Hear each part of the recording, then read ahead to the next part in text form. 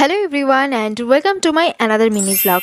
দিনটা ছিল সানডে আর সারা সপ্তাহ কাজ করার পর সানডেতে মনে হয় একটু বাইরে থেকে ঘুরে আসি, কারণ সারা সপ্তাহ কাজ করার পর প্রচণ্ড বোর হয়ে যাই।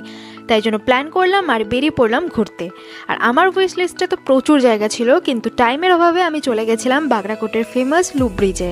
আর এটার ডিস্টেন্স ছিল আমাদের মালবাজার থেকে মাত্র 24 কিলোমিটার, মানে বুঝতেই পারছো আমার বাড়ির থেকে কিন্তু একদমই কাছে। আর আমার কেন জানি না প্ল্যানগুলো বারবার ক্যান্সেল হয়ে যায়, কিন্তু এই যে মেয়েটাকে দেখছো ওর জন্যই আমাকে যেতেই হলো। এবার কিন্তু আমরা বাগড়াকোটের স্টেশনের রাস্তা দিয়ে না গিয়ে শর্টকাটে ঘিস নদীর পার দিয়ে NH 717 দিয়ে লুপ ব্রিজে গেছিলাম। আর এর আগেও আমি একবার এসেছিলাম এখানে, কিন্তু তখন পর্যন্ত আমি জানতাম না যে ব্রিজটা এতটা বড়। তাই জন্য আধা রাস্তা থেকে আমি ঘুরে আবার বাড়ি চলে গেছিলাম। আর এই হলো সেই ভাইরাল লুপ ব্রিজ। আবার এটাকে অনেকে কিন্তু স্নেক ব্রিজও বলে, কারণ দেখতেই পাচ্ছ ব্রিজটা একদম সাপের মতন পেঁচানো আছে। আর আমরা কিন্তু আজকে বাড়ি থেকে বেরিয়েছিলাম দুপুর 1টার দিকে, আর খিদাও পেয়ে গেছিলো এতটা রাস্তা যেতে যেতে।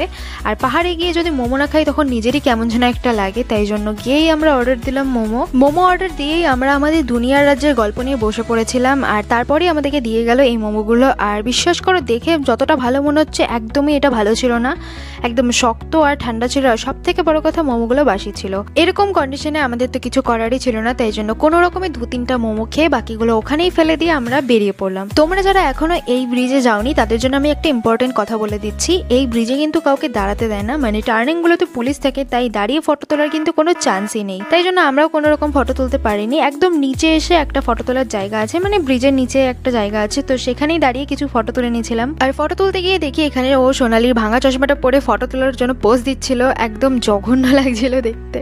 তো তারপর আমরা আস্তে আস্তে ওদলাবাড়ির দিকে চলে আসলাম। আর সবারই কিন্তু খিদা পেয়ে গেছিলো, কারণ আমরা কেউই মোমোটা ভালো করে খেতে পারিনি। তাই জন্য নিচে এসে ওদলাবাড়িতে একটা রেস্টুরেন্টে ঢুকলাম। আর সেখানে ঢুকে আমরা অর্ডার দিয়েছিলাম চিকেন ফ্রাইড রাইস, বাট আমাদেরকে দিয়ে গেল এক গাদা কালার দেওয়া ভাত, তার মধ্যে কিছু হয়তো চিকেন ছিল। খুবই মানে অদ্ভুত ছিল দেখতে খাবারটা, বাট টেস্ট ভালো ছিল, কিন্তু কালার প্রচণ্ড পরিমাণে ছিল। তো এটা খেয়ে নিয়ে আমরা একটা করে আইসক্রিম খেয়ে নিলাম সবাই।